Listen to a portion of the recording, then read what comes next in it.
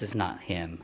He would have called. Cesar Gonzalez owns Gables Bed and Breakfast in Southwest Philly. He also helped to take care of his longtime employee, Francis Horst, and says Francis never missed work. When he didn't show up at work, I called him several times, and then I went to his apartment and found him dead in his chair.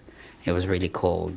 Gonzalez called officials, and Horst's death wasn't all Philadelphia firefighters discovered when they got here to 47th and Chester Avenue around 3 this afternoon.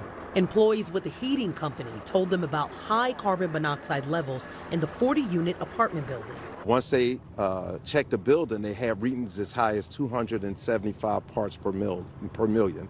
It should be zero. We do know there was multiple other residents who complained of CO symptoms. At least one of them went to the hospital yesterday. Deputy Chief Charles Johnson says fire crews immediately had the 13 people inside evacuate. Some, we're told, found family to stay with tonight. Yes.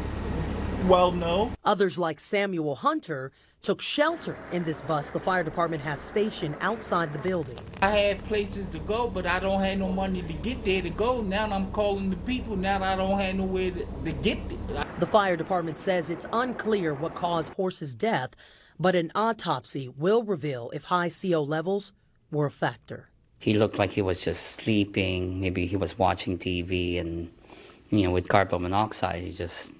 Fire crews are going to be going in and out of this building throughout the night, making sure the CO levels are back down to zero or close to it. Now, tenants will not be able to sleep here tonight, but they are going to be able to go inside and get their pets and any other personal belongings. From Southwest Philadelphia, Leah Uko, NBC 10 News.